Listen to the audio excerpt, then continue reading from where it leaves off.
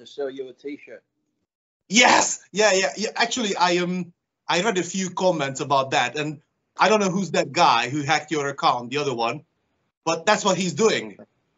I know he's trying to sound like me, because people are sending me messages where he's like, "Oi, cunt, it's really me." He's trying to use the cunt word and stuff to sound like me. I'm like, good try, but people can tell I don't talk that way, so it's pretty funny.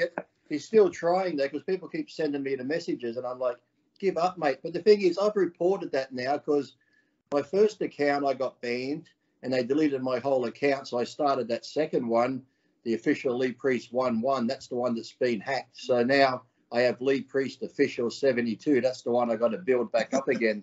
But I've reported it to Instagram probably 20 times. Everybody else has reported it, but Instagram leaves it up. I say one wrong word and get banned. So it's just crazy. Literally one word, and you get banned and cancelled from every. So, Lee, first of all, if I look like I'm really fanboying, I'm so sorry about that. But honestly, this is just, it's so unreal. And I know that you always, as long as you got your pants on, it's okay. Yes, I have. Yeah, I do. But I know you always says that, you know, you're just a regular guy with the freaky muscle. But to be honest, that's not true. That's not true.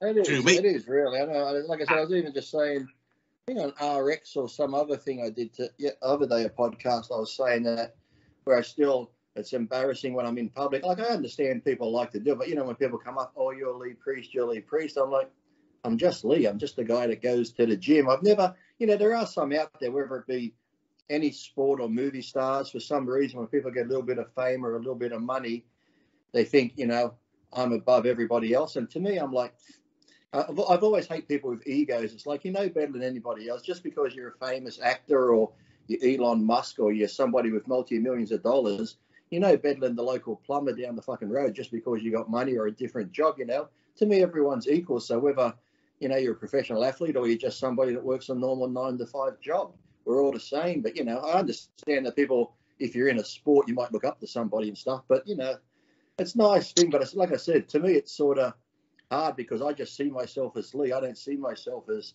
this person other people see. So sometimes it gets embarrassing when they start yelling out. You're like, oh shit, now they're drawing attention to me. And then, you know, general public doesn't know, some of the other people don't know who you are. They're like, who the fuck they yelling at? It's like, that guy over there, fucking steroids. But if you think about that, I think I was 14 when I bought my first VHS. And that was the Mr. Olympia. That's going back. It was better for the Olympia 2000. That's when I started. And then, of course, the Olympia, you know, the video and your whole posing routine and shit like that. And then the very first video I've ever seen of a bodybuilder, that was the 97 Hungarian Grand Prix. If you remember of that, yes. And I got third in that one, didn't I? Her place. Correct. Yes. Yeah. Kevin won, and then Nasser, and I think it was you and. Yeah. And that was the very first video I've ever seen. I think it was Dillette. I think Dillette was fourth, and then maybe Cormier and Coleman or someone. Yes, correct. So you do remember, do you? Yeah, still a little bit. I remember some of that. I just remember the tour itself because it was a fun tour.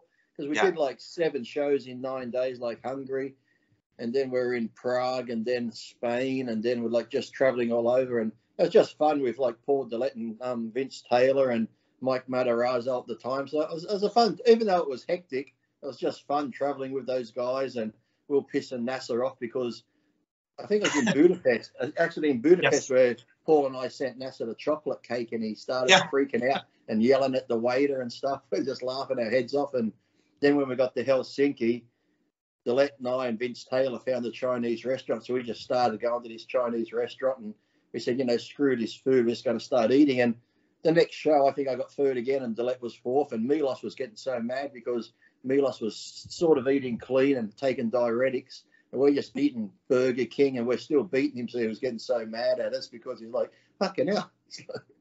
You know, it's so funny that it's been, 21 years, actually. It's been 21 years, and, you know, I never thought that I'm going to have a chance to talk to you, obviously. And it's just so unreal. So I try to stay calm and all the stuff. You know, I was about to ask you a lot of questions about bodybuilding.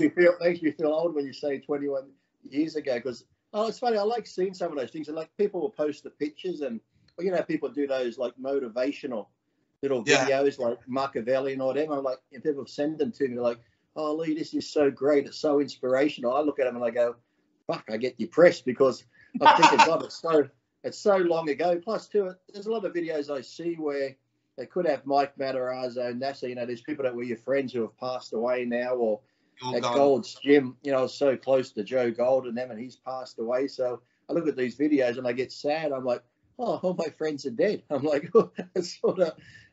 Then you just start thinking too. I remember that show, and then, like you said, you'll be like, fuck, that was '97. How long ago was that? It's almost like, you know, I'm going to be 50 soon. I'm thinking, oh my God, I've been competing since I was 13 years old. Now I'm going to almost be 50. Funny enough, you are actually not that a lot of older than me. I'm 37, so it's not that. Like, there's I don't know. Probably when I was in my 30s and someone was 50, I'd be like, you're old. I remember when I was like 15, 16, my training partner was 40, and I thought he was the oldest guy ever. Then when I got to 40, I'm like, 40's not that old. True.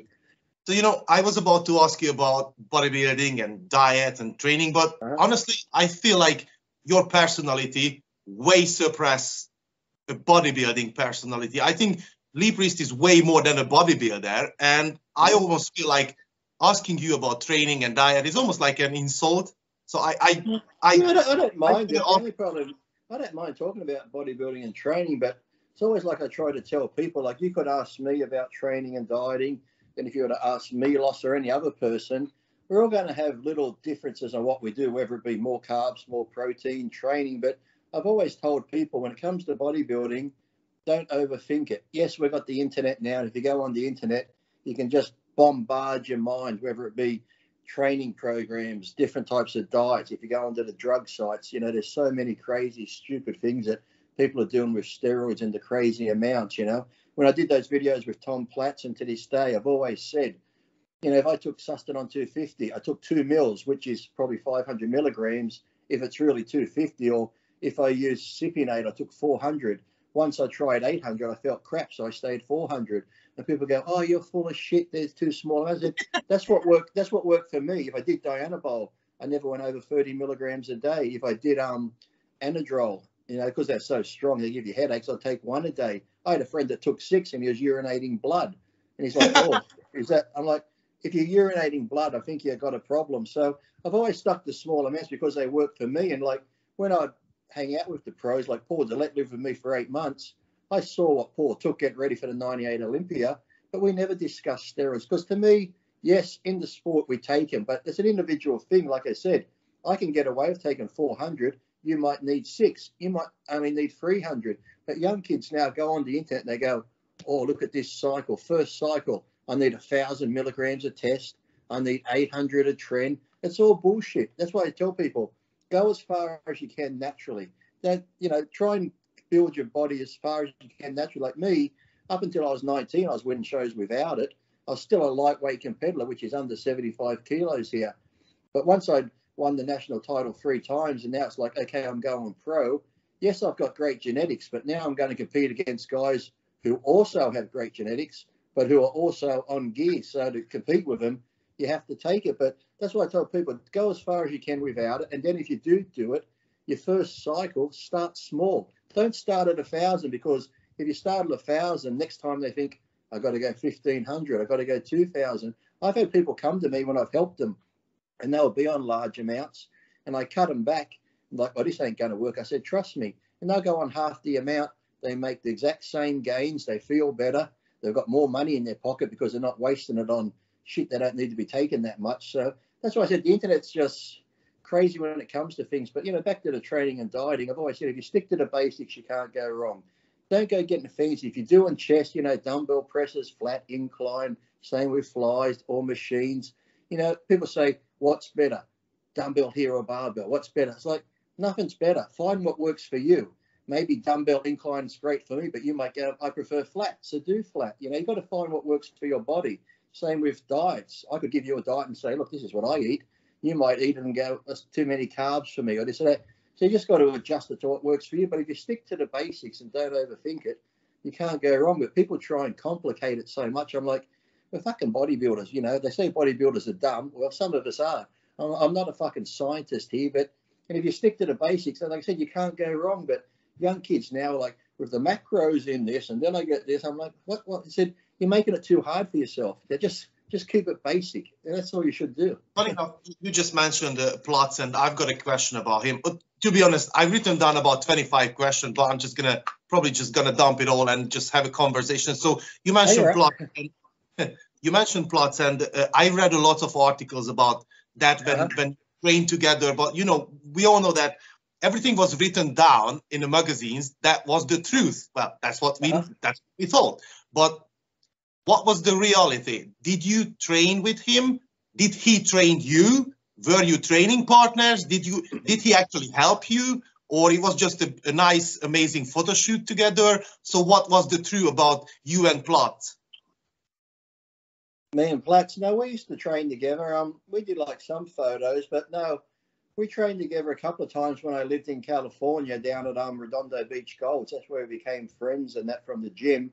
But then I moved to Arizona, and so did Tom, and we lived in the same apartment building. So we would have breakfast in the morning and then go train every day. So, yeah, we trained together a lot. And, you know, I like training with Tom because Tom's like a down-to-earth guy. He's very friendly. He's just like, you know, you ask him a question, he doesn't bullshit. So he's like, you know, he's not doesn't have an ego. But yet his training is just like, you know, when you see those videos of him sort of being intense, that's how he is. Like, it's like, I used to always say, Tom, do a comeback. I said, do a comeback back then. He's like, oh no, he goes, if I do that, he goes, once I go into the gym, my mind turns on. And like I said, he wasn't training for anything when it's with me, but we'd be doing sets of 25s with 5 plates squatting. And then he'd be doing the negatives, the positives, where if you're doing leg extensions, you can't do any more. He'd give you a few forced ones and help you up. And then when you finish them, he'd make you hold at the top. He'd start pushing down. You'd have to do them. You have to hold them halfway. So everything he did. The thing is too, was Tom, he'll go to failure on pretty much anything. It's like, say you're doing side laterals. You know, you're doing laterals like this. Your shoulders burn. You get to here. Okay, that's enough. Now, Tom said he'll be going like this, here, and then posture like, reps. he'd be going until he just got to here. I mean, sometimes I'm waiting to do my set. I'm like, fuck, hurry up. This is like fucking 5 minutes later. Tom's still doing, like until it stops moving, he'll go. Same with calves. He'll be doing calves. You ever get the full stretch? They're burning probably 50 reps later. He'll be getting little ones. And then he's just doing this. He goes, Lee, grab my toes. Now I've got to grab his toes and pull his toes. And he's still going like this. I'm like, Jesus, Tom, this set's taking 10 minutes. But you know, Tom would just go to failure on everything. I mean, once he got in that mindset and he was tunnel visioned, he was just crazy. So even in his older days. So those workouts, you know, the way he actually trained. So those workouts weren't just for the camera. He actually trained like that. Yeah, that's how he was. Once he got into that zone. But I actually like it because you watch some of his videos now, when you're hearing him talking and that, it sort of motivates you the way he's going, you got to feel the pain and squeeze it and, you know, the passion. And this is like, it sort of gets you motivated the way, and that's how he is. Like, he'll be like, when we're doing the extensions, he'll be like, Lee, give it everything you got. Fucking push it up, do this, do that. And I'm thinking, man, if I could punch you in the face right now, I fucking would. Because do you actually think that it's necessary to train that hard? Have you ever? Not all the time. Like I said, people. See, I wouldn't even go to failure all the time. To me, failure is like where you're halfway up and then you sort of get stuck and it just goes boom and crashes down on you. You know, I'd always go to the got really hard till I was struggling, but I never had a weight fall on me. You know, if you've got a training partner, you know in your mind when you can't do any more. You know, rather, I've had people where you could be benching, I'll be spotting somebody, and on his set, he'll be pushing it up. He's like struggling. I help him up like this, and I get it to the top. He goes, one more. And I'm like, oh, fucking hell, one more. Then you're like, you're doing an upright row. So in your mind, you know when your body's had enough, when to stop. So, yeah, but I'd always the best advice I can say is just listen to your body. Because if you bust your ass every day, you're going to probably get injured and stuff like that. Because, like, just say you're a young kid and you bench 3 plates and you have a good workout, you bench 3 plates, your chest is sore. Come next chest workout, you get to like 2.5, and today it feels heavy. You're like, oh, it's a bit heavy today. I did 3 last time, 2.5's heavy. I put another bit on, and you're struggling. But in your mind, you think, no, I did 3 last time. I've got to do 3 again. So you put 3 on and you get injured. That's how you get injured, yeah. The best thing is just to listen to your body. I always just, if I feel strong, I add more weight. If I get to a certain weight, I'm like, well, today I just don't have it. I won't push it. You know, and also too, I might just do something in different order, because sometimes people like legs. The leg workout is they always start with squat, squat, squat, squat. Maybe next time do extensions, then leg press, squat last. You know, pre-exhaust them. You know, you don't have to do it in the same set order, same as chest. You might start with dumbbell presses and then do flies, then do a machine, then do crossovers. Well, next time start with crossovers, do flies, do presses second. It's all going to work, but, you know, just keep changing the order in which you do the movements. You don't have to always do them in that same order, otherwise it gets boring and that sort of thing. So, but, you know, the best advice is just listen to your body. If you feel strong, go for it. Go as heavy as you can. If you're a little bit, just doesn't feel right today, don't do it. It's the same as like people have like a chest day and a back day and a leg day. I'd always have that too. But then let's just say today's back day and I've got to meet you at the gym for back. And like, okay, it's back day. We get there and I'm like, I just don't feel like doing back today, you know, like the heavy barbell rows. And I'm thinking, look, I don't feel like doing it. If we do it, it's just going to be like going through the motions. It'll be a shit workout.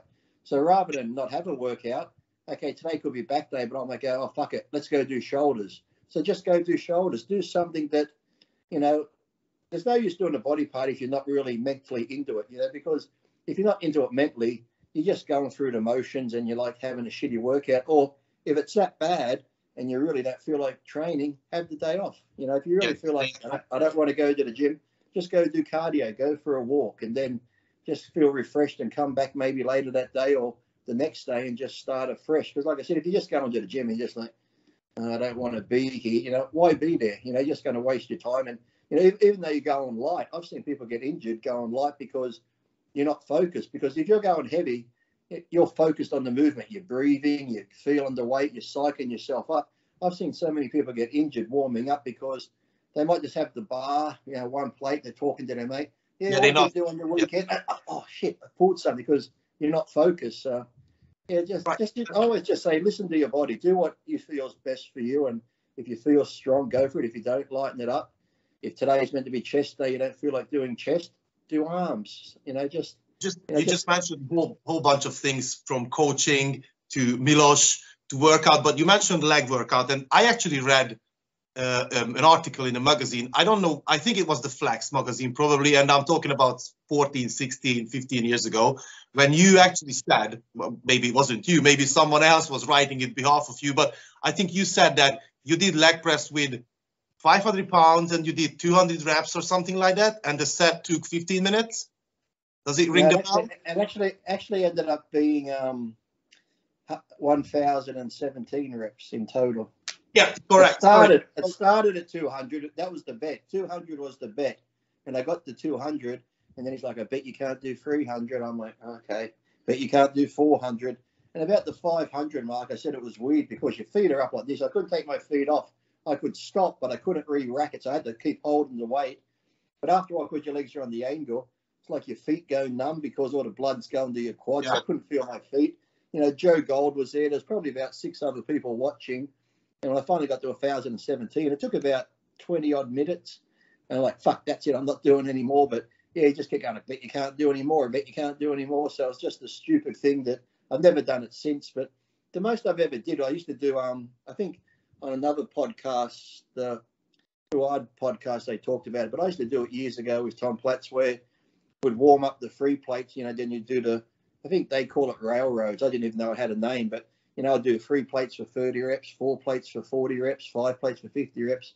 The most I got up to was 9 plates aside for 90 reps, and then would come back down type thing. So every time you add a plate, you add more weights to it. So, you know, legs are a body part where people say, what's best? Go heavy, lower reps or higher, you know, a bit lighter weight, higher reps. And I think legs are just one of those body parts that will respond to anything. You can push them into the high reps or low reps. But I find sometimes I prefer going a bit lighter in the higher reps. I just felt it more on the muscle because sure, you go heavy doing squatting or leg press, but you're more focused on, because the weight's so heavy, you're just more focused on not killing yourself and just pushing the weight. You're not really focusing on feeling the muscle. You just like push it up. Whereas if you go a bit lighter, you can really focus on squeezing the muscle, and it still does the same job. Your legs will be sore next day, and trust me, people go, well, you only got like 500 pound on. I can do that. Yeah, but 500 pound when you get near 100 reps, trust me, going 15 plates for 6 reps is a lot easier, because 6 you're there in no time. When you're getting near 50, 60 and your lungs are burning and you think, fuck, I've still got 40 reps to go. And then by that point too, when your quads start tiring out, your hamstrings start burning, your abductors start, every muscle in your leg to your glute just starts aching. All the smaller muscles start trying to help you push the weight. It's agony. So, yeah, but like I said, just mix it up when it comes to legs. Legs can pretty much, same with calves. When I was younger, I used to go heavy on calves, but then I found I'd go lighter and do higher reps, 20s, 30s, 40s. Even my body weight, I just stand on a step and do 100 reps with my body weight all the way down, squeezing, take like a minute break, do another 100. I do like 5 sets of 100, just my body weight. It would kill me, because I used to have friends that used no weight. They had the biggest calves and they just did no weight at all. And then I noticed when my sister used to do ballet, I'd go watch her do ballet, and they'd have male ballet dancers there. Now, these guys are always on the ball of their toes, and they had calves like this, never used any weight, but because they're always up on the ball of their toe doing this. And so I tell people, look, because I see people load up the leg press or the standing calf, they put all the weight on, they just go, they do these little pulsating movements. I'm like, and they've got calves like this. I'm like, you got 10 plates on the leg press and you got no calves and you're doing this. I'm like, you can't even leg press that. So how the fuck's your calf going to be moving it? So just lighten the weight, forget your ego and just really use your calves. And because your calves, you're on them all day, you're walking around, they can take some punishment. So trust me, if you go 50, 100 reps, it's much better, I find, than, just trying to go as heavy as you can. And you see people on that standing calf machine, it's like they're just doing shrugs like this. It's like, and then I look at their calves, I'm like, you got none. Right, Lee, you mentioned a podcast. You mentioned Fuad, and by the way, I think Fuad's podcast is probably the most amazing on the internet right now. But I like it, even though he doesn't like me. I like his podcast. I think he doesn't like some of your opinion, but he definitely likes you. And the other podcast he said that one time when he met me, Robert Kennedy said that he was going to be the next up and coming thing, and I went, oh yeah, we'll see.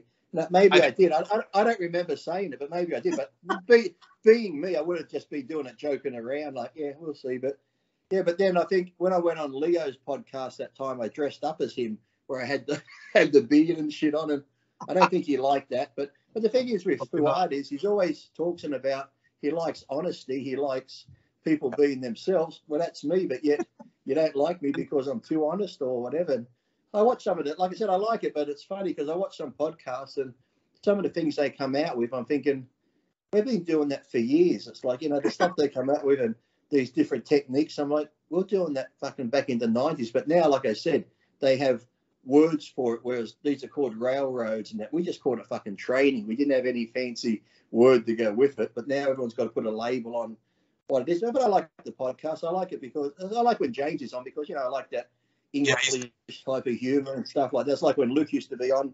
I think English and Australian people have that sort of dry sense of humor, or we just say anything, but we don't do it in a mean way. That's just how we are. We joke around a lot, and people can take it the wrong way. But it's great. It's great. Actually, you mentioned, Luke, that he was my neighbor. We used to go to this gym. Yeah, he's from Bournemouth originally, and I'm from Bournemouth right now. The thing is, you mentioned Fuad, and my next favorite show after that, just being honest, is the show with Dave. And there are so many podcasts out there. Fuad has a podcast, Dennis James has a podcast. Well, basically everyone has a podcast right now. Why did you stick to Dave? Why Dave?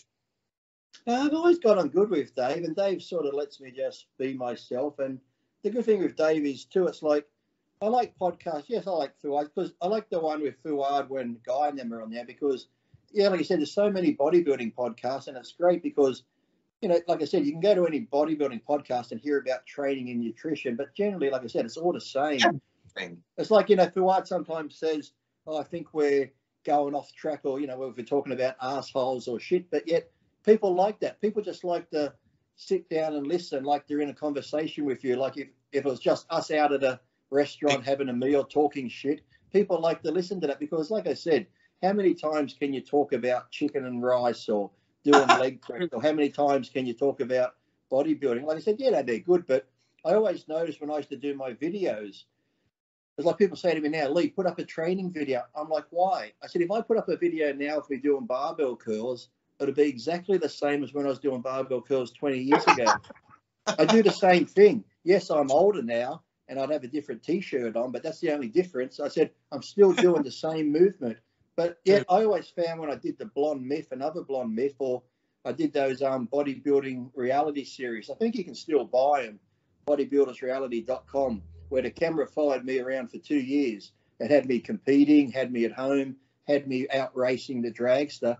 People prefer to see that. They want to see what you like at home, what you do outside the gym. Because in the gym, we all do the same boring shit, lifting weights and stuff. So. I can tell you that bodybuilding shows, which is strictly bodybuilding, I would probably watch Chris Tuttle, Broderick Chavez, you know, the real science guys. But honestly, if I have to watch strictly bodybuilding shows talking about bodybuilding and training, that would kill me. That's just, it gets boring. I've been doing this for 22 years. It's freaking boring. But when you talk with Dave about basically everything, to be honest, and Fuad does everything but bodybuilding, and I prefer that, and probably most of the people are the same.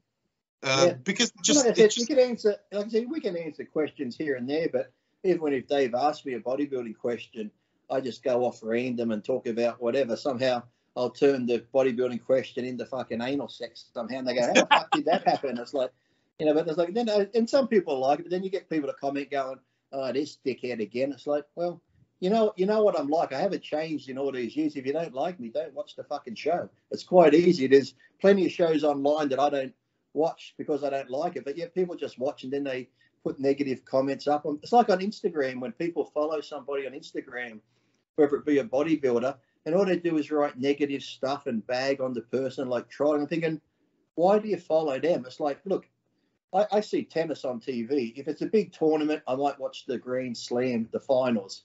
But yet, I admire what, you know, Djokovic and all those people do as great tennis players, or Tiger Woods when he was playing golf. I hate golf, but yet I respect Tiger Woods as a top golfer, or any of those people. But I wouldn't follow Tiger Woods on Instagram, and all of a sudden when he puts up a picture, oh, you fucking suck. Your back swing sucks. You can't hit the fucking ball. I'm like, if you don't like somebody, why do you follow them and comment? It's like, get a life. It's like, I don't get that mentality where people follow people just to talk shit about them. It's like, you don't have nothing better to do with your life. Go do something else. It's like, you know, there's so many sports. It's crazy. The thing is that you are so real, and you have always been this way, and that's why you get banned. That's why you probably lost contract and money and all that stuff. And have you ever regretted to be so open and honest all the time? Not really, because when I was younger, I think I lied once to my mother when I was really young, and I got the belt, the jug cord. Child abuse, that's what it was. That's why I'm fucked up. Now, if I ever go to jail, I'm going to use that as my defense. My mother used to belt me when I was little, because that way I can blame mental illness. That's the get out of jail free. You know, mental illness now is the get out of jail free card when I was younger. No, but I was always told to tell the truth and be yourself. You know, I never, you know, some people, they'll act a certain way to fit in with a group. It's like, if this group is this way, I've got to act this way so they like me. Even from a young age, I just did my own thing. It's like, if you like me, you like me. If you don't, you don't. I'm not one of those people that's going to talk a certain way, or say I'm with a group of people here and my friend Michael over here is my good friend, but when I'm with these people, they're like, oh, that Michael's a dickhead, we hate him. Then I go, yeah, he's an asshole. Like, if he's my friend, he's my friend. Just because you don't like him, I'm not going to like him. So I've always done my own thing, and there's nothing really I've regretted. Sometimes, because sometimes I'll be watching a show, I'll put it on in the thing. Like, if I do Dave's show, I just sit here and I talk. Dave will ask a question, I do stuff. I just like say whatever. And then sometimes it'll come up there and I read some of the comments. I watch this show and I start laughing. And my wife's like, why are you laughing? You just did that show. I said, yeah, but you don't understand. When I'm doing the show and I'm talking, I'm not really thinking about what I'm saying. I'm just saying shit. So sometimes when I watch it myself, I go, fuck, did I say that? It's funny, actually, you mentioned your mom, and probably a lot of people, especially from the younger generation, might not remember how did you get into bodybuilding? How did you start? But you were actually competing with your mum. Well, I started before my mother. My grandfather, he used to be into training and stuff because he was in the army and he was always doing stuff at home. So around the age of 12, I just started doing push-ups and chin-ups at home and stuff. Then I started like probably training in gyms at 13. And like I said, I won my first 3 bodybuilding shows when I was 13 years old and 14. 13. At 14, I placed 3rd in the men's open. 15, I won the state titles. 16, I said, I'm not going to diet. I just ate McDonald's all year and got fat. And then at 17, I won my first Mr. Australia and got 2nd in my class at the Universe. And at 17 is when my mum said to me, if I get into shape, will you do the couples with me? And my mum at the time, she was like me. She enjoyed eating, so my mum was a little bit heavy.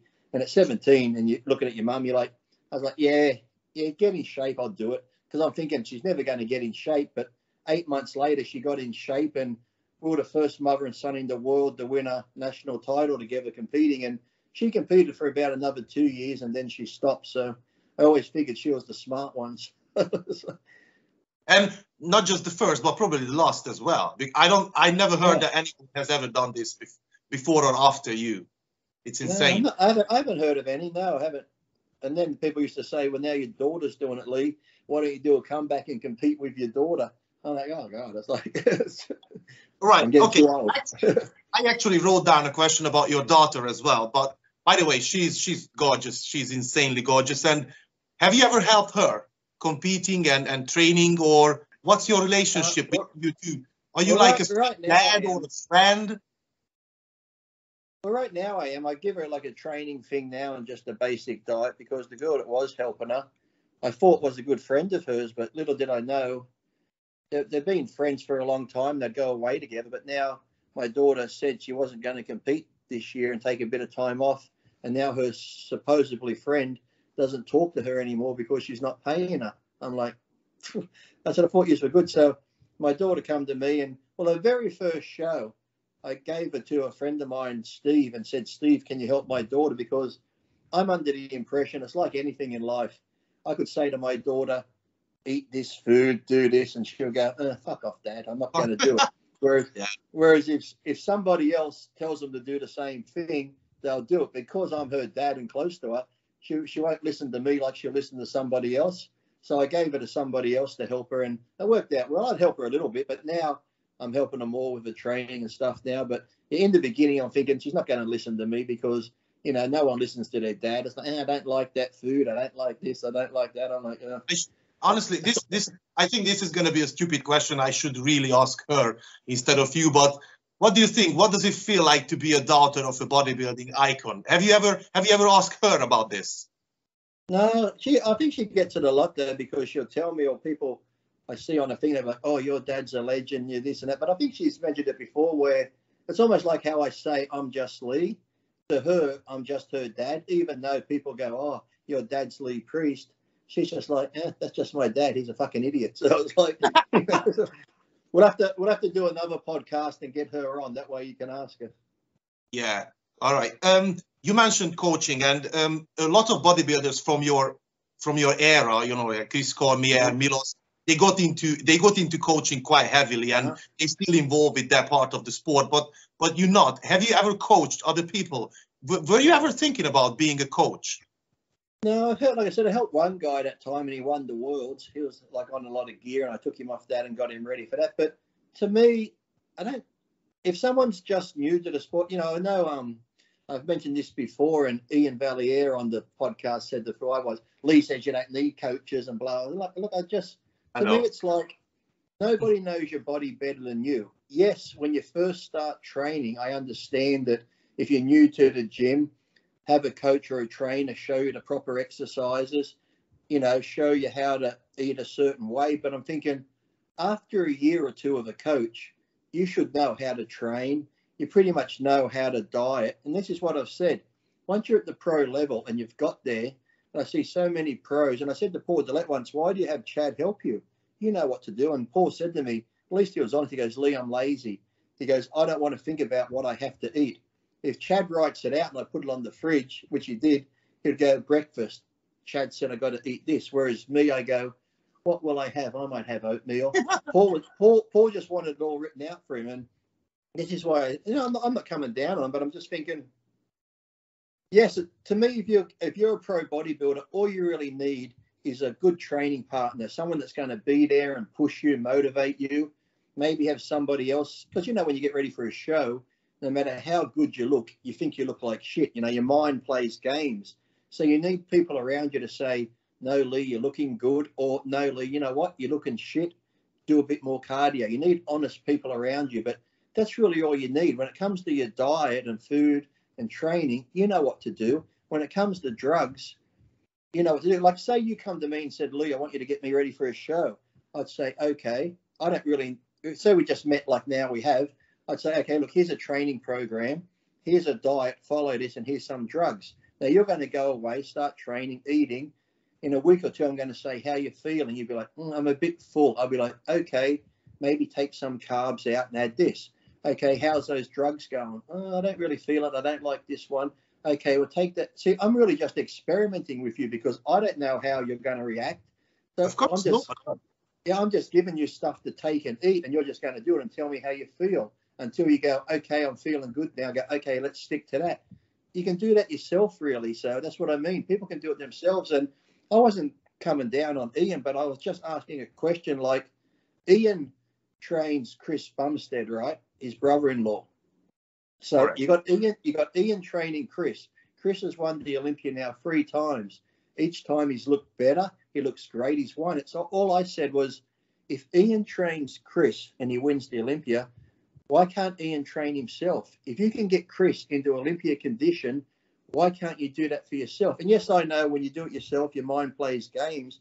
But that's what I said. I said, as long as Ian has a good training partner, he has his wife, he has Chris, he has people around him to say, Ian, you need to tighten up here. Just have that other set of eyes. But these people go to, I'm not knocking Patrick or I'm not knocking Harney, but these people go to these people who are really nothing, who have done nothing, whether it be Matt Jensen or whoever.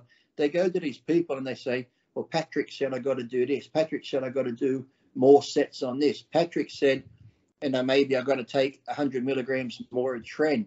It's like, how the fuck does Patrick know? It's your body. You know your body. You know your body better than anyone. You got to mirror. Be honest with yourself. Have your training partner be honest with you. Have your wife be honest, or whoever's around you.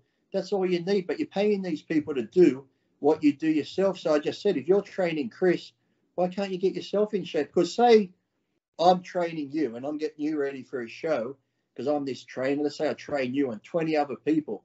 But when Lee gets ready for a show myself, I go see Bob. Wouldn't you be thinking to yourself, wait a minute, Lee's training me, but when he gets ready, he goes to see Bob. Lee must trust Bob more, so maybe you should go see Bob. Why the fuck am I seeing Lee? It's like, I just don't get it. Plus, to me, when I've helped people, it's like when I see people in the gym, it's almost like when they go to the hairdressers, they sit there and talk to the hairdresser. It's like this, they can just talk about anything. To me, that's what it seems like, because, yes, I'll take your money all day if you want, because, you can make good money. But to me, it's like if I take you to the gym, after 6 months of me showing you what to do, you should know what to do by now. So you shouldn't need to pay me.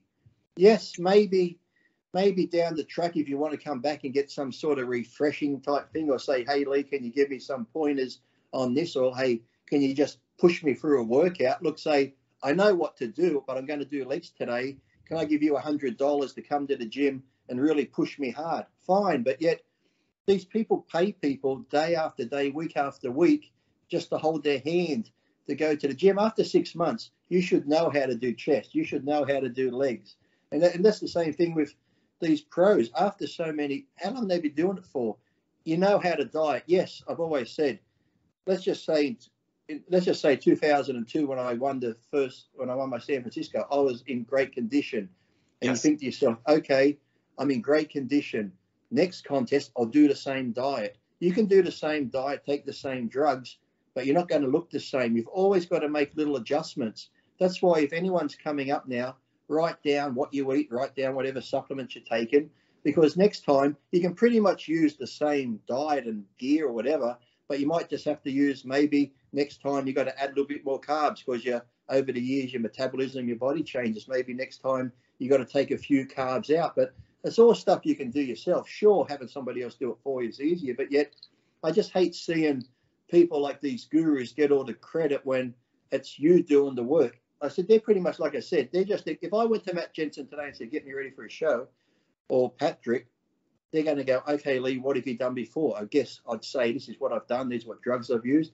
He's going to write me up a diet. He's going to write me up a drug thing, and I'll take it. And like I said, nobody knows your body better than you. So I just, to me, it's like I have more faith in these bodybuilders than they do themselves. It's like they're too scared to believe in themselves and believe that they can do it, which they can. Because like I said, if you go to, imagine you had Tom Platz as your training partner and you're getting ready for a show, trust me, turning up with Tom Platz and his mentality pushing you is all you need.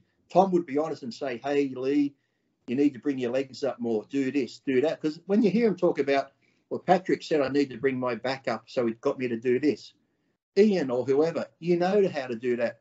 If your training partner said to you, you need a bit more thickness on your back, you go, oh, I wonder how I do that. How do I get thickness on my back? Hold on, let me call up Patrick. Patrick, how do I make my back thicker?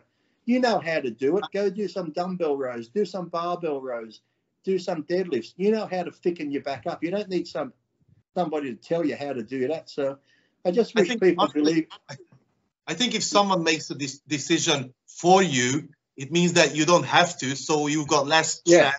You can focus on your diet more or whatever. Yeah, but even when I heard him say that too, it's like I don't want to focus. I'm like, yeah, but what else do you have to do? If you're a pro bodybuilder and you're making money, that's just like me, for instance. I get up at 4 o'clock. I'd get up at 4 o'clock, have a cup of coffee, go to the gym, train for 2 hours.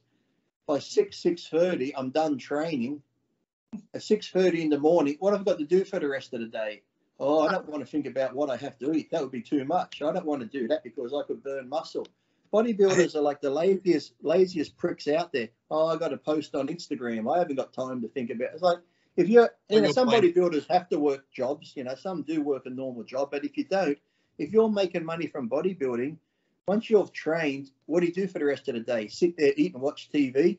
I can't think about this. I don't want to do that. It's like, they just get lazy. Oh, what? Funny enough, actually, I do online coaching as well. And I always says, if you steal my client after a year, then I'm doing something really wrong. Mm-hmm. And after the year, I've always said that too. I'd rather get clients where you start training, whether they be overweight or thin, you train them. And like I said, in a year, they've made changes. They can do it themselves. But like you said, other people see the changes and go, wow, look what he did. He started training that man or woman and she's lost this weight. She looks great. So you get new clients. You shouldn't have the same client 3 or 4 years later and they still look the same, which I see all the time. I'm like, that's what I think. You've been paying that guy for 2 years and you look exactly the same. I'm like, what? And it's like, to me, it's like, anyone that knows the basics, when I've given people diets before and like a month later, I'm like, you're still on that diet? You're following it? Yeah. I'm thinking, come on, I've been doing this long enough to know if you're just eating normal food and I put you on I wouldn't even say diet, more like if you just give them clean eating, you just change the eating to cleaner food, just by doing that, you're going to drop a few kilos just in water because you're cutting out all the salt, the preservatives and shit. So if I've given you a pretty clean diet and a month later you're still the same, I know you're fucking cheating somewhere because it's impossible unless you've got maybe, there are some people that do have thyroid problems or do find it harder to lose weight. But even still, if you're cleaned up a diet, you're doing cardio, you should have dropped a couple of kilos within a month. So I know people go, no, I'm following the diet. I'm like, no, you're not. You're cheating somewhere. You mentioned actually Paul Dillett, and I don't want to talk about anyone else but you, but I actually had a chance to meet Paul in 2002 in Hungary, and he was insane. But because of course you know him, you knew him very well. What was wrong with his posing? What do you think? People always ask that. They said, was he lazy? But I'm not sure. I think there's just some people where I don't think you really practice it, but it's like anything. And I think back too, it's like even when you train back, I tell people all the time, you can put your hand on your lat and pull your arm like that. Your back doesn't move. But if you like really squeeze your lat, then pull, you feel your lat. I think the same as posing it. I think just if some people can't see it, they just don't get the feel. Don't feel it. If you're training arms, you're like people looking at their biceps, squeezing it. If you're doing chest, you can see your chest, but back, because you can't see it, people you're almost going by feel. But yet, so many people try and use too much weight. So you're watching, it's more just arms. They're pulling with their arms, and their back's not moving. So I think it's like that mind-muscle connection where if you can't really see it moving and shit, it's just, I know he could flex it, but I don't know, Paul, I wouldn't say he was lazy, but I think, because you always see him do a real lat spread. You're like, just looks like you got to pull it out a little bit more. So it's like, same with the back double bicep. Yeah, some people can't feel it. Right, you mentioned your diet as well. And what was always so fascinating to me when I was a kid, and of course, always, after that you seem like the guy who tried to enjoy the bulking phase. And we, of course, we all know that you love KFC and McDonald's. Actually, I just had McDonald's today. I really love it too. And what was your approach about dieting? So did you actually change your diet dramatically from bulking to cutting, or you just lowered the amount of food? What was your approach about that? Well, generally, I always thought even too, like I probably could have been a bit better bodybuilder if I took my off seasons more serious. But to me, if I do a contest, 16 weeks, I'm super strict. I'm doing cardio 2-3 hours a day. I'm eating my meals. You eat at this time, 2.5 hours later, eat again. 2.5 hours, eat again. So off season, I don't like to have anything. Like if I get ready for a contest, it's like I'm in the military. Up at this time, eat at this time, train at this time. Everything's got to be done like that. So off season, I'm just like, fuck it, I'll eat when I'm hungry. Sometimes my friends would be like, how do you keep all your size? Because even in the off season, a lot of times I wouldn't even take any gear. I'd just eat so much food. That's how I put all the weight on. People are like, fuck, you must be taking a lot of gear, because I was like, 135 kilos, 285 pounds. I'm like, no, I might sit down to lunch. It might have been a loaf of bread, a whole chicken, and a litre of full cream milk. And that was lunch. Whenever I have dairy products, I just carry that's the thing. When I'd go from off season to dieting, I'll drop probably 15 pounds in 2 weeks just from water, because I was that puffy from all the dairy products. But no, my off season was, I'd go through stages where I might have a good breakfast, but then after breakfast I might have McDonald's. But then lunch I might have steak and rice.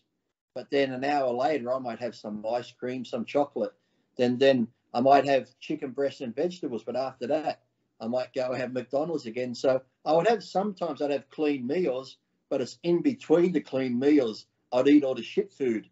So pretty much when it came time to diet, I just cut out all the shit food. But then there's days where I might have McDonald's for breakfast, Chinese for lunch. I just because it's off season, like I said, even though I was a bodybuilder, I had other interests.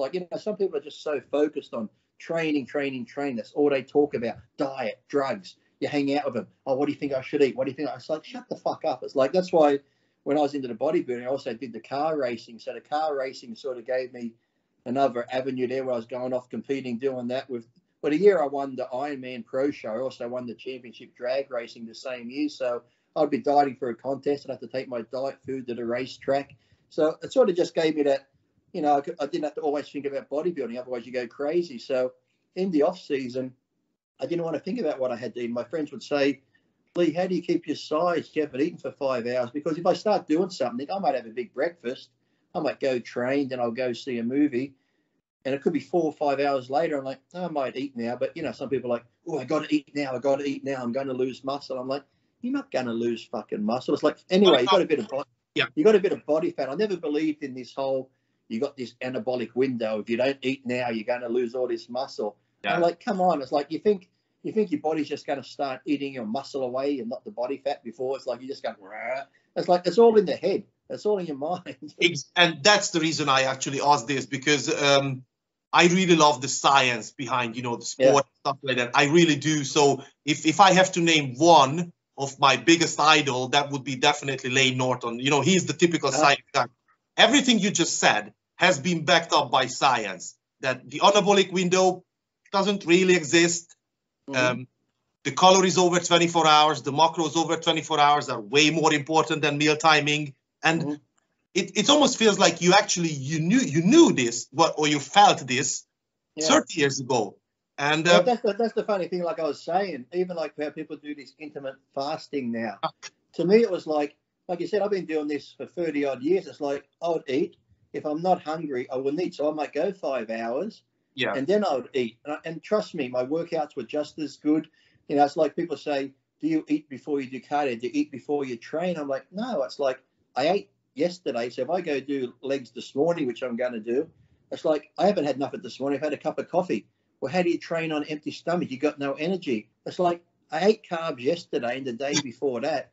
I've got energy. So people think I got to eat now and go train. It's like I said, it's all in your head half the time, because I had friends, like I said, come on, let's go. Hold on, I got to have a meal first. I'm like, what? You got to have a meal? Oh, yeah, I got to eat. Or I've got friends too, like Paul and I would laugh getting ready for a show, because I'd see what he took. You know, it wasn't anywhere near what people, but let's just say Stanozol. We'd light up our Stanozol syringe, put it on the coffee table, and we're like, oh, I might have it. I'm like, no, I'll have it tomorrow.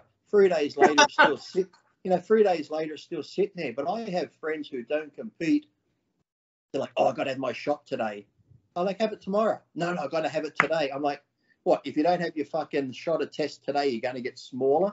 Like, it's all in their head. They got to, I need it today because, you know, this is a fast-acting drug. And if I don't take it, you know, the drug gets lower. I'm not going to be as strong. That's all in your fucking mind. I've used, to me, if you ask me, Lee, what's a fast-acting drug? I don't know, because I've never read a steroid handbook. I've never read whatever. I've just said, even today, if I was to do stuff, I'd go back to Deca, Dianabol, Cypionate, and Sus 250. You know, back then you could get Primabol and stuff, but they're the ones I used. I did growth in 94 and 96, but because I was still young, I didn't feel anything from it, so I've never done it since.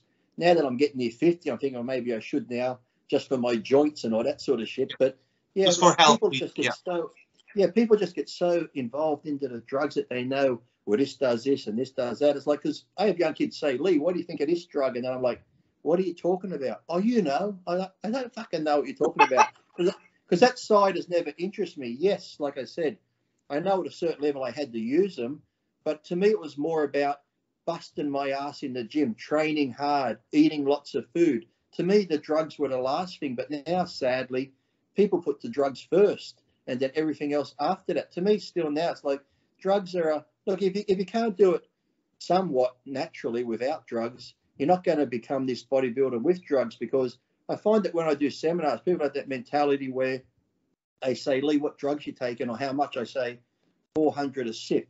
And in their mind, they go, he's fucking lying.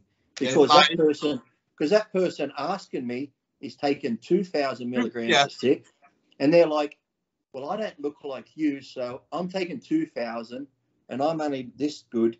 You're taking 4 and you look like that. 4,000. They think that because they don't look like you've got to be taking more than them, where, you know, it comes down to genetics, how hard you train. I've always told people, when people say, Lee, I want to be a pro bodybuilder, I said, look, just train, enjoy the training, do everything right, train hard, eat right, get your rest. I said, if it's going to happen, it will happen. Trust me. It's like anything.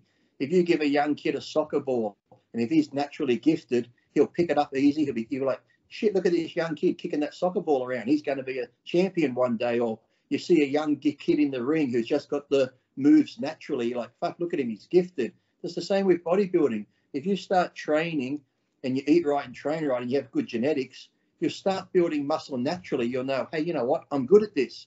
But if you train year after year and you're pounding the weights and you're eating the food and you're taking gear and you're still not building muscle, more drugs ain't going to make this muscle happen. That's why I say it seems like I got friends that play tennis and all golf, but they do it for fun. They'll go hit the tennis ball around, but they're not coming up to me saying, oh, guess what, Lee? Next year I'm going to go to fucking Wimbledon. I'm going to be a professional tennis player. It's like they're doing it for fun because they enjoy it.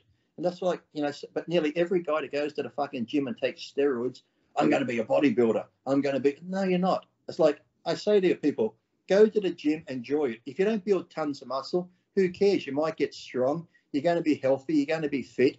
Enjoy it. That's why I said, if it happens, it will happen, because I'm sure you've seen it. Got guys that just go into the gym, they start lifting weights. 6 months later, you're like, fuck, look at him. He's growing quick. He's just got the genetics to be a bodybuilder. You know, some will have that 1%, like, like myself or Dorian or Paul Dillette, who can go all the way. Some people, like I said, they might have genetics, but they might just get to that state level or national level. And that's as good as they're going to get, which is great. But in their mind, they keep thinking, if I take more drugs, I can get to that next step.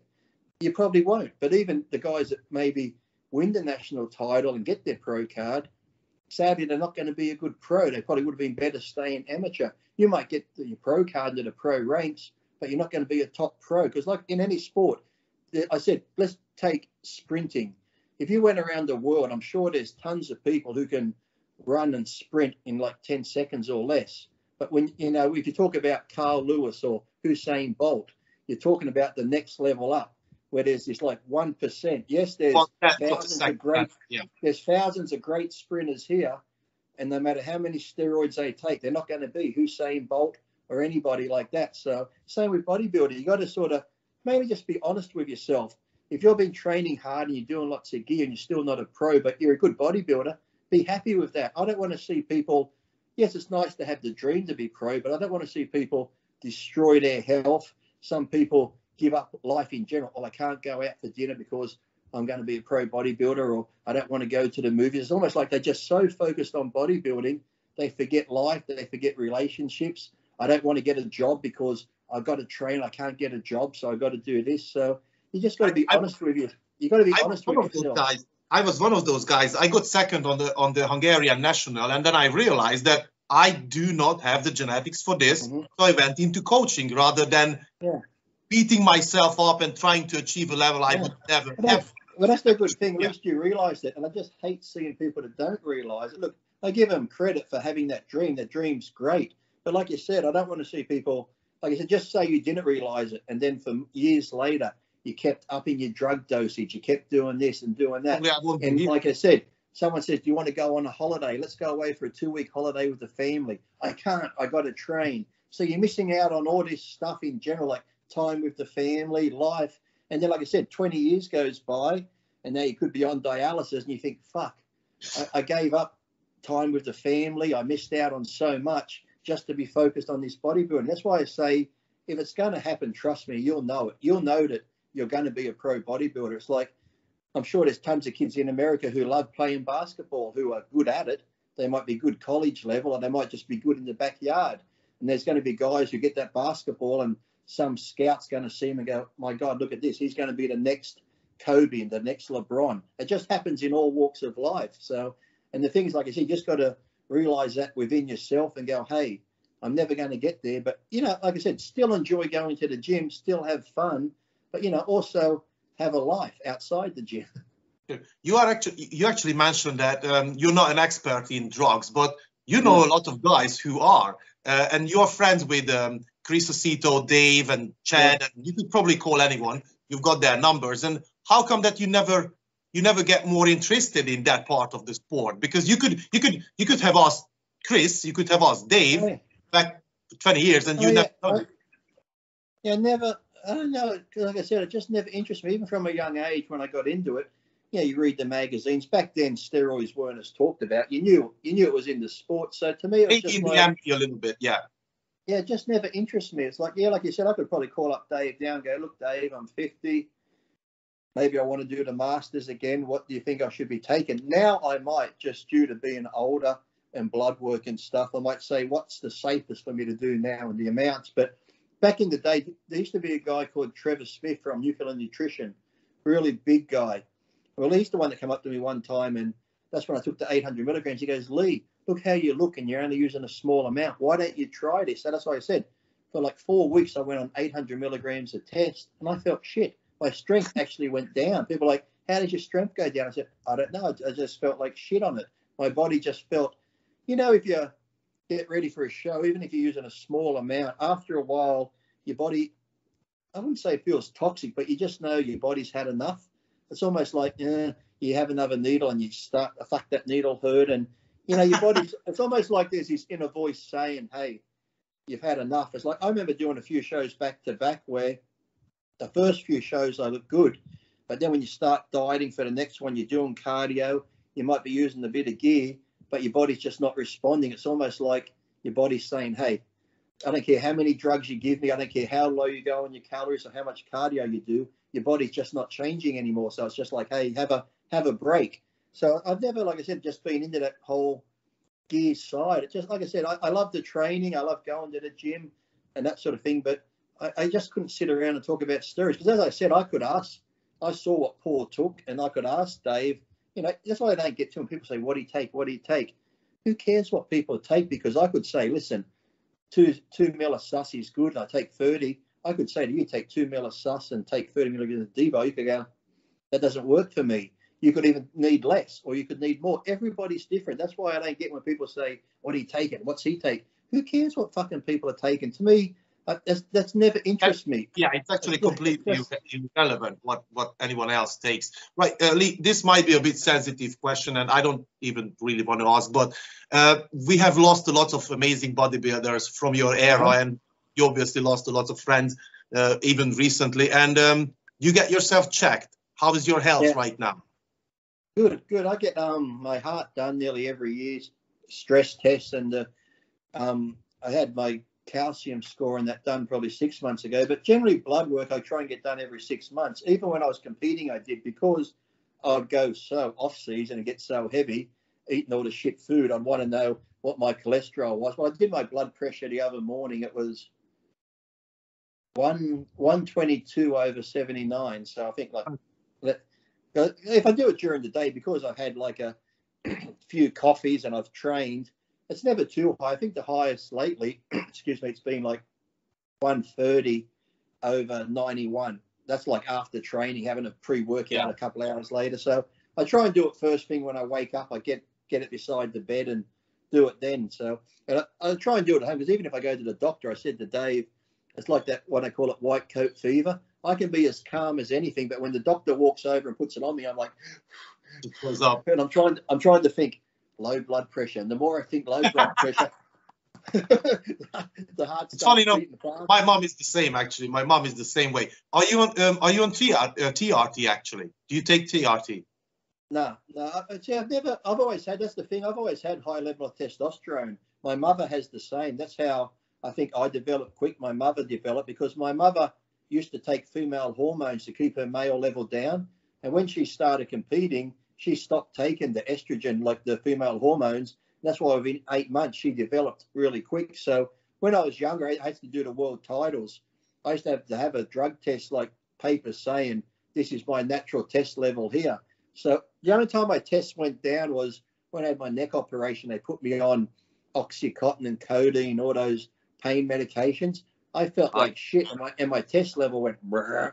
So I went to the endocrinologist. They did some blood. They're like, oh my God, your test level's like 2. I'm like, great, I can get prescription tests, So, but at the same time I went off the pain pills, I went back, she did it again, it was still low. The third time I went back, she's like, oh, your test level's gone back up. I said, what do you mean? She goes, well, it's over normal now. I was like, oh, so I can't get tests prescribed? She's like, no. I'm like, fuck, I should have stayed on the pain pills longer. So I've never done, even after people used to say to me, Lee, what's your, what do they call it, like PCT or whatever, after you come off a cycle? Never done that. As soon as I come off a cycle, I was done. It's like, even leading up to a show, I'd stop taking gear a week or two before the show. I'm like, well, I'm not going to lose any size. Plus, I don't want to have an injection, get all inflamed and, be holding water, or you see a big lump when you get on stage. So, and once the show was over, people like, do you take Clomid or HCG? Nothing. Once I come off, that was it. Just came off enough, it. So. I don't want to be the science guy here, but what you just said has been backed up again by science, because more than expert says that if you are planning to go back on a cycle within the next 3, 4, 5 months, that doing PCT is completely a wasted money and time. You don't really have to do that. Right, you mentioned your neck. That's the funny thing too, because I might do, like, say, the Ironman, the San Francisco Ironman Classic, and then I would just come off, and then 5 months later I'd have to diet for the Olympia, so I'd go back on. Yeah, I never, in my whole life, I've never touched Clomid, I've never touched HCG. Like I said, when I was finished my contest cycle, which would be 12 to 16 weeks, once I come off, it was just cold turkey, no more until my next preparation. Like when I was younger, in my 20s, yes, I do my contest cycle, come off for a month or two, and then I might do 8 weeks of Deca and Dianabol for 8 weeks, and then come off that for like 2 months, and then start the contest cycle again. Yeah, but I never got into it. I get people all the time, Lee, what should I take now to turn my testicles back on? I said, well, for one, to me, that's like I said, when I used test, I never went crazy. It's like I never had my levels checked constantly, but I always thought in my mind, if I take around 400, hopefully that's enough to add to my natural level without shutting my natural level down. Whereas I think, I don't know, because like I said, I don't look into it, but I'm thinking if you're taking 1,000 milligrams or more, that's pretty much going to shut your body down from producing it. So I'm thinking if I can just take a little bit around the 400 mark, who knows? For me, that could have been too much. So maybe, but I said if I could just take 400, keep my own natural level, wouldn't be as high, but I think my natural level would still be making a little bit, and then add that to it rather than take, this much, set my own natural goes boom and shuts off completely. So I'm hoping, like I said, I'm not scientific in it, but I'm hoping the small amounts I use never completely shut my own natural totally off. Yeah, you just mentioned your neck injury. I have a herniated disc at the L4, L5, so I actually know, unfortunately, a little bit more about, spinal injury. But you mentioned the car racing as well a few minutes ago, and I know these two are linked together. So how is your neck now, and how the hell did you get into car racing?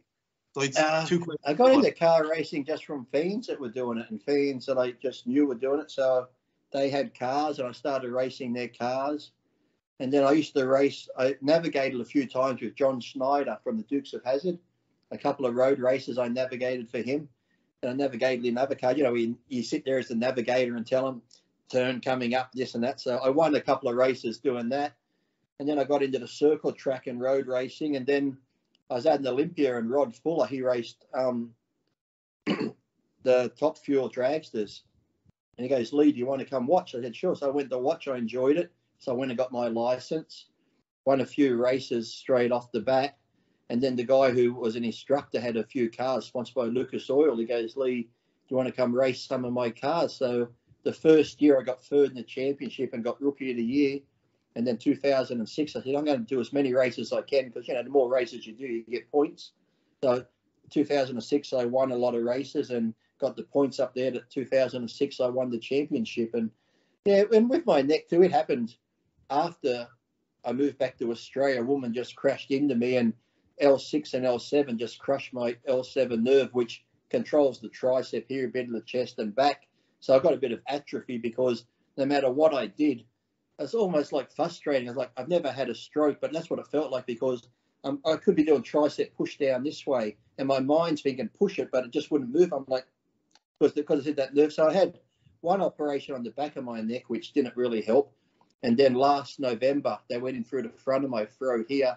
I got a little bit more movement. It's like, I don't know, that's why I'm thinking maybe now, if I try a bit of growth, maybe that might help that somehow. But yeah, it's still frustrating because now this shoulder kills me because they just settled the court case not long ago, but for 6 years, because this side's been messed up, this side's had to compensate.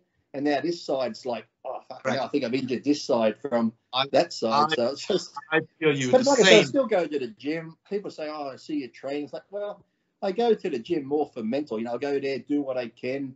Some days I might only be curling to 15 kilos, but if I do it properly, I still get a good pump.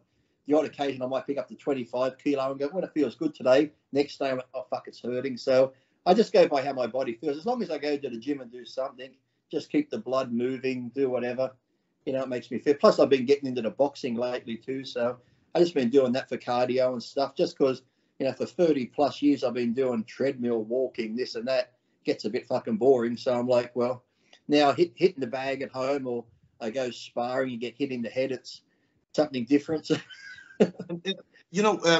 So for people who don't really know anything about car racing and watching all those old videos about you driving, all these beautiful supercars you had back in the days. Well, you still have a beautiful car. How big the jump is from going from like a Dodge Viper or whatever to the track racing? How crazy is different? Totally different. Because even like when I used to do, like a road course racing, you're turning here or you're doing the circle track, which people go, oh, that's boring. Like, trust me, when you're in the car going around, it's not boring. You've got to be so focused and shit. But yeah, so even going from that to drag racing, where it's just a straight line, you might be doing what, 300 plus kilometers. You know, you got 5 G's when you take off the G forces and -5 when you pull the parachute. It's like, like that. So it's like, but even then, it's like, I went to the drag because, you know, we've all hopped in our car on the road and put our foot down and, but I'm thinking, fuck, driving in a straight line, that's going to be fucking easy. But when you actually get in and do it, because the G forces and you're doing those speeds, you know, you got that funny butterfly handle. You know, to me, it's like, you know, when a car takes off and you're going from 0 to 100 in 0.8 of a second, I mean, like, it's like you've been shot out of a cannon. All you want to do is grip up. But the thing is, you can't grip too hard, because if you grip too hard and you just did that at that speed, you do that, you're going into the wall. So you got to learn to have a firm grip. And it's like anything, say, just going down that straight line, there could be 20 steps you have to do, whether it be the fuel switches, this, that, whatever. There's 20 things you have to do. When I first go for my license, I'm thinking, fuck, I got to do this, I got to do that. It's like you're trying to do 20 steps all at once. But it's true what they say, the more you do it, it just becomes second nature. It's almost like, oh yeah, that. And even though you might do the quarter mile in 5 seconds, 5.5 seconds, it seems really slow. You can, like, everything does slow down. But in the first, when you're first starting, it's like, oh, this. I remember doing circle track, driving into circles for a while. You'd be going into a turn so hard and you're braking, then you're accelerating. I remember the first couple of times I was holding the wheel like this. After the 4th lap, I'm like, fuck, my hands are numb. I'm trying to release the grip and get blood into my fingers because, you know, it's just one of those things. As you relax and do it more, you get more used to it. But in the beginning, it was like my forearms would be pumped. I'm like, oh, I'm trying to go. As I get down the straightaway, I'm like, here comes the corner. My best friend actually has a 67 Ford Mustang. So it's for him. I have to ask you, what car do you drive right now? Mustang, Shelby Mustang. Which year? I'm getting the 2020, a new one. Opa. I'm actually getting the new Whipple supercharger put on it next week, hopefully, because, you know, you get the Roush ones or the Harrop supercharger, but now Whipple just made that 3-litre one, so it's a bigger supercharger, and because it's bigger, it's now less strain on the motor, but gives it more horsepower. So I'm not going too crazy, but once I put that on and he does a couple more things, I should have about 890 horsepower at the rear wheel. So that's good enough for an everyday driver. Get to the gym quick. It sounds quite impressive. How many tickets did you get? Did you ever get? Don't jinx me, but touch wood. My whole life, I've never been pulled over for a speeding ticket. Really? Wow. The thing is, too, it's like I always drive sensible. Yes, knowing the cars you used to drive. Trust me, I have sped a lot, and now living in America, I drive from Texas to California, and you got those open roads in the Corvette. I used to hammer it, but I just never got caught. Touch wood. So, but the thing is, still, I'd only ever drive fast if no one's around, because yes, I think too, when you do the racing, you get all that adrenaline out on the track. So when I'm in a car, you become more wary. Like, look at that idiot, look at him, because yes, I'm a good driver, but yet in traffic, I know I can handle the car. But if I'm driving down the road, that car there could move over like this. You know, on a racetrack, everybody knows what we're doing. No one's going to hit the brakes. No one's going to pull over. But yet, if you're just going to the grocery store, yes, I can handle my car, but this person could just pull out. This one could brake. You don't know what other people around you are doing. So even if you're a good driver and you can handle your car, it's almost like you've got to drive for everybody else. You've got to be thinking about what these people are doing. It's not just you anymore. So that's why if I'm on the road, I don't drive crazy on the road or go fast when other people are around, because, like I said, you can't tell. Okay, you can see that car, but did they see you? You know, some people don't check their mirrors. You know, I used to like motorbikes, but now so many people just don't even check their mirror. They move over, hit a motorbike on their thing and kill them. Or especially if you're doing bodybuilding and you're on a motorbike, you can love it, but then you come off a motorbike and fuck your arm, your leg up, there's your career gone. So, what was actually the fastest car you ever owned?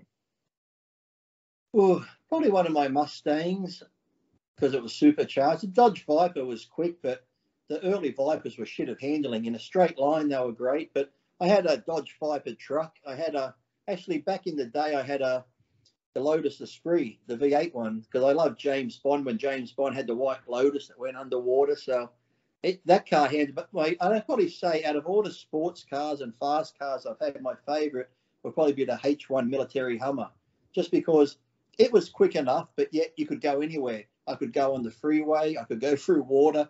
I'd go through California where the roads were flooded, cars are stopped. I just go barreling through. A wave comes over the car. I'm like, fuck, I can't see where I'm going. Or we'd go out to Vegas, go off the freeway, push a button, the tires go into the desert. Like that car could go anywhere. So I think overall car, the H1 military Hummer was probably my favorite car, just because it looks like a tank. It looks tough and you could just do anything in it. It's like, it looks indestructible. Whereas, the sports cars are fun and that. But, after a while, I'd go through stages where I'd like a sports car. Then I'm like, you know what?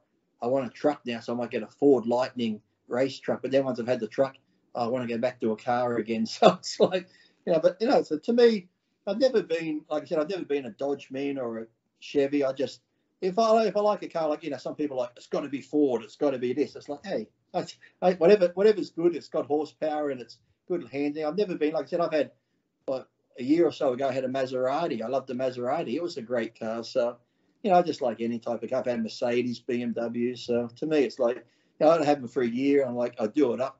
I say, I love this car. As soon as I do it up, it's like this one now. My wife's going on about, yeah. I said, you like it? She goes, yeah, but I know once you supercharge it again and do this, you go 6 months later, you'll get rid of it. I'm like, no, I'm going to keep it.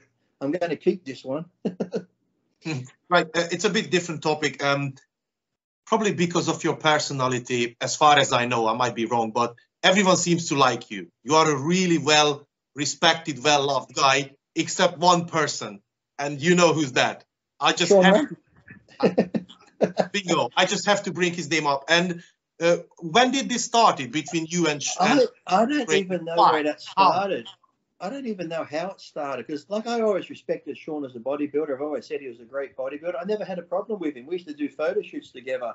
Then out of the blue one time, he just started talking shit about me, because I'm the type of person, I don't care. It's like, I don't talk about bodybuilding. I barely follow bodybuilding unless I watch the podcast, but I never say shit about anyone. But then people go, Lee, did you see what Sean said about you? I'm like, no. So they send me the link, I watch it. So when I go on Dave's show, Dave will be like, you see what Sean said? So I reply, but I've never once started anything first. I just reply to what they say. They're like, people are like, Lee, why are you being bad to Sean? I'm like, he started it. I'm just giving away. And when I come back with a comment too, I'm not being serious. I couldn't give a shit what Sean says or does. So I don't know how the whole feud thing started, but he just kept talking about that. He'd be somewhere and somebody would mention my name, then he'd go off, oh, Lee this, Lee that. Lee's living on the streets. He's a drug user. I'm like, what the fuck's he on about? Okay, now I'll have my go back at him. So like I said, as a bodybuilder, he was a great bodybuilder. As a person, when so many people say you're bad like that, I know people, yes, some like me, but hate me because,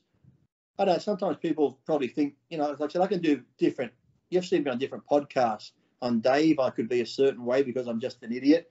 Like now or other podcasts, I can sit there and be normal and talk normal, or I can be whatever. But some people go, oh, that leads this and that. But as I always said, look, to me too, I think we judge people before we know them. We're all guilty of it. But I'm always like, get to know me, meet me in person. Then if you hate me, that's fine. But I don't, when people go, I don't like him. Why don't you like him? I just saw him on there and the way he, like I said, it's like in America. I used to love Howard Stern on the radio. He's like totally off the cuff disc jockey, but yet on there he would be asking rude questions. He has a certain persona on the radio show, but in life he's shy, he's quiet type person. He's totally different. So, sometimes people see the way you are on different things. That's how they judge you. Well, he said this once, but he was only joking. No, he wasn't. He means it. And I've been called racist. I've been called this. I've been called that. I'm like, hey, it's like, just so, it's like I said, if I was racist, trust me, I'm the type of person, if I was racist, I'd say, hey, I'm a racist. I wouldn't give a shit. I'm that type of person where I'm that honest. If I was a racist person, I'd say, yes, I'm a racist person. I'll never harm anybody, but I think white people are better. I'd be upfront about it. Lee, you're not going to believe it. You're not going to believe it. I wrote it down, racist, because honestly, you've been called racist. And I know you offend people and you get banned and you get cancelled from YouTube and Instagram and everything. But it's funny because probably no one else is more PC than you, because I know you're open about your parents and, your father, your father had a gay relationship, and you used to have freaking pink hair and you've got tattoos and all that stuff. And you were really good friends. It's like I said, too. Like used to live with black guys together. No one's really more PC than you. And still, you've been called. And that's the thing, too, when I do that. Like I said, I helped Melvin Anthony Paul Dillette come to live with me. I said, and then as soon as I say that, oh, he's going to say he has black friends. I'm like, well, Yeah. Well, what more is there? Let's just say you're calling me a racist, and I say, yes, I have black friends. What more is there that I can do to prove that I'm not a racist? Because if I was a true racist, I wouldn't have one black friend. I wouldn't be helping black people. I wouldn't be doing anything like that. I said I wouldn't have been married to a South African who was a Muslim as well, because they say I hate Muslims. I'm like, she was black and she was a Muslim, so that blows that theory out the water. So, like I said, I think people get it, say, because I'm one of those people where if you see Jim Jeffries or some comedians, they just joke about anything, and that's all it is. It's a joke. I say things, whatever. It's like you could say, I've said it before, fucking Asian people are shit drivers. Oh, look, he's racist. He said Asian people can't drive. Well, it's true, because most stereotypical Asian people are fucking shit drivers, or we say women are shit drivers. It's like, it's just a stereotype. It doesn't mean you're fucking racist. It's like you're just having fun. But, you know, today with cancel culture and the woke crowd, it's like, well, you can't say that. Why not? I said, have a fucking laugh. Look, the world is such a crazy place, and it's so serious with all the misery that goes on in the world. If we can't laugh at each other and make fun of each other, look, there's a big difference between having a joke and having a laugh with your mates or going back and forth or telling a joke to being a complete racist. You can tell jokes about different races, or, you know, about, you know, look at bodybuilders. We get stereotyped, or steroids, muscle head, rah, rah, rah. It's like, I laugh at shit like that when people make jokes about it. Or if you can make jokes about someone being fat or skinny. They're just jokes. There's a big difference between just having a fun or actually abusing someone. You got to distinguish the two between that sort of thing. It's just people just take life too serious now. There just seems to be groups out there, no matter what happens. If a movie comes out, well, that movie was this, that's just a fucking movie. Go watch the movie, enjoy it. There's no fucking hidden message in the movie. Just turn your brain off and watch the action. That's it. Just fucking enjoy it. The same in life. Just don't take everything so serious. It's like, if I say something online, all the abuse you get, now people go, well, it's just my opinion. I said, why? Because it's online, you can abuse people?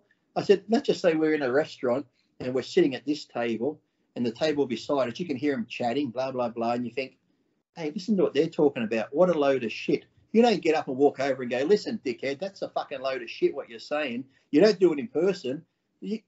Okay, we have an opinion, but of course you can hear them talking. You don't walk over and say something to them in person, but online, oh, fuck you, fuck you. It's like everyone just goes nuts online. Honestly, that's insane. You just mentioned Jim Jeffrey. I just wrote it down. Ask about Jim Jeffrey, because he is my absolute #1 favorite comedian. I think he's like I said, and he makes jokes about race. He makes jokes about race. Everything. And like I said, and all these subjects, you know, are fucking terrible subjects, rape and that, but yet in the context you put it in a joke, that's all it is, a joke. Yes, we know it's terrible, or this, or you make jokes about babies dying. Babies dying. Jokes. It's not like, you know, it's not like singling somebody out. It's like, even if I say something offensive, guess what? If I talked about a baby dying in a joking way and people laugh, but you've had a baby that died, fuck you. It's like, I'm not talking about you. Don't take it personal. Yes, that is upsetting to you, but hey, I'm not talking about you. I don't even fucking know you. So it's like, you know, I'll make jokes about cancer. People are like, oh, Lou, that's not funny. Look, I've had family members die of cancer. I've seen them pass away. It's fucking painful to see them die. It's painful what they go through, but yet I make light of it, and people laugh. Some don't. Some, like I said, some take it personal. Well, you shouldn't say that, because look, like I said, life's terrible. If we can't just make fun of things, like if I was dying of cancer, I'd be the first one to make fun of myself. We used to have a guy here called Steady Eddie. He had like multiple sclerosis. He was like a bit retarded. He'd be like this, but he was a comedian, and he would make jokes about himself all the time, how he's like this, and he'd be shaking, and people think he's drunk all the time, but yet people would say, you can't do that. You can't make jokes. He's like, why not? He goes, I am mentally retarded. I have problems. I'm sort of like this. When he walks, he's got a limp, but he makes fun of it. It's like, if he can't make fun of himself, who the fuck can? It's like, how do you to tell him? It's like, there always seems to be groups that come out. It's like, say, here in Australia, Christmas time, you know, with Christmas music, they say, we can't play Christmas music. That's going to upset the Muslims and blah, blah, blah. So then people go, fuck the Muslims, we hate them. But I got Muslim friends, and I ask them, does the Christmas music affect you? Do you care? They're like, we don't care. But yet there's this little group of fucking white people who go, well, we should stick up for the Muslims because they don't like it. I'm like, have you even asked them? But by you saying we're not going to play this music because it upsets the Muslims, everybody thinks the Muslims don't want it. So fucking we hate them. It's like in anything, even in America, some of these people that are going on about Black Lives Matter and racism, they're like white liberals. They don't, it's like they're, and the black people go, they don't even understand us. They're acting like we can't defend themselves. Like, it's just these little stupid groups that pop up that, you know nothing in life. So it's just crazy. I've got black friends that they don't give a shit about all this stuff. And funny enough, you just offended everyone in the world in the past 5 minutes. So shit, might be my channel get cancelled because of that or whatever. Right, Lee? I know. I promised you only 1 hour, and we way beyond that. I could keep talking forever, but it's 7:24. I got to meet a friend at the gym at 7:30. Otherwise, I'd keep talking. So it's all right, Lee. I respect your time, and although I've got a shit ton of questions, but I just want to ask you. Well, actually, if you want, look, I said I'm happy to. Like I said, even if you got time tomorrow, I can come back on and finish up tomorrow if you want. So, right, Lee. First of all, thank you very much for that. 2 more questions. One will be really quick. Have you ever seen Jim Jeffrey on stage? No, I'd like to, but I haven't. And I like neki.Arra. He's another good comedian I like. I follow him on YouTube and at thecomicsgym.com. neki.Arra. He's like Jim Jeffries, but American version. And plus, if you go on, he has a show on. If you follow neki.Arra on Instagram, he has a show and he just talks about politics, but he uses the cunt word perfectly and all that sort of stuff. He's funny as anything. So if you like Jim Jeffries, you'll like Nick. So yeah, he's my number one. Right, last question. That would be kind of a dumb question, but I just have to ask you. I've seen all these old Muscle Tech ads that, you know, I'm sure you already know what I'm going to ask. When you were in one picture, you were really out of shape, kind of fat. And then the next one, you were in contest shape. And of course, I know that you took all those hydroxycut. Yeah, hydroxycuts, fat burners, but never used it. Never used it. Have you actually done that transformation in that given time? What was in the magazines? Well, I did. From those pictures, from when that first picture was taken in Kentucky to when I got in shape, that was exactly 12 weeks. I lost 75 pounds. So you really done it? Yeah, that was 12 weeks. Yeah, but the thing was, I do it every year, and that's the thing they're saying. I used hydroxycut. I hated Muscle Tech. We can talk about that tomorrow if you want, where I had a 3-year contract with Muscle Tech, but within 8 months I got out. But so if you want to ask me about that tomorrow, we can. But no, I always did like 2 to 3 hours of cardio a day. That's what I mean. When I go from junk food to clean food, my body changes really quick. That's why I find that if you try and eat clean too much, or you're on drugs all the time, and then you go to contest time for off season, your body doesn't respond. That's like me. From my contest to off season was so extreme. You know, contest, I'm eating clean, taking gear. Off season, I'm eating tons of shit food, no gear. So when it came time to get ready for a show, when I go back to clean and drugs, my body responded so well because you're not just, eating the same food day after day, taking drugs all the time. If you go from one to the other, I just find my body responded more, And honestly, Lee, first of all, this was probably the most amazing 1.5 hours I ever had. And until you get Jay Cutler on, then you'll say, Jay, this is the best one. No. First of all, I probably would, but no, honestly. I'll be watching. If I see Jay Cutler come I know. What the fuck did he say to Jay? I'm going to ban you. No, honestly, it was amazing. And I always admired your physique. And yes, you are a legend, but honestly, the way you make me feel so relaxed and almost like just have a friendly conversation, and now I know why you are a bodybuilding legend. That's why I like it. It's like I said, we've just met now, but even just talking to you, it seems like I've known you for a long time. That's how I try to be. It's like I don't like when people try and be like, okay, I'm the star. You just ask me these questions and I'm going to answer them. But to me, it's like I said, we just met now. I said we've only talked, written back and forth on Instagram, but talking to you now, it seems like I've talked to you before many times. So it's just and I wasn't even sure that I was actually talking to you on the Instagram. So I was actually prepared for talking someone on a fake account. But honestly, the way you make me feel so relaxed, and it was just amazing. So I do understand now. I was very upset you didn't reply to my dick pic. I did, but you didn't see that. Right, Lee, thank you very much. I know we are way beyond 1 hour, but honestly, this was amazing, and thanks for everyone. Like I said, if you want me to answer those questions, just let me know. I can come back on tomorrow. So actually, tomorrow I got to go to Sydney. That reminds you. Shit, I almost forgot. I got to go to Sydney and film. I got to go to Sydney and film a TV show in the morning, like a comedy show called Housos, playing a guy in jail who's calling my girlfriend, and there's a guy at my girlfriend's house when I call up. So. Can you actually travel that far? How far you are from Sydney? 2.5 hours. Yeah, we're out of lockdown now, so we're not in prison anymore. Touch wood, you don't know. It's tomorrow. You don't know. You don't know what's gonna happen tomorrow. A new variant could come out at lunchtime today. Right, don't get into that. Don't get into that. Right, Lee. Save that for part 2. Yes. Save that for the next one. Right, Lee, honestly, thank you so much. And of course, I'm going to edit this out now. So this is out of the show. And honestly, this was amazing. I can't even believe that I was talking to you. And I don't even know what to say. Thank you so much. And I'm going to edit the video. I'm going to put a few pictures of yours into the video. And I think I'm going to upload it within 2 days or 3 or whatever. But okay, just send me the link. I think my ban on Facebook finishes in 4 days, so when my ban's up, I can put the link on Facebook. You're talking about, oh God, on Facebook as well. There. Yeah, I got banned on there for 30 days. 30 days. What did you say? Here we had some protesters sitting on the train line, stopping the coal trucks. So I just said, run them over. That's instigating violence.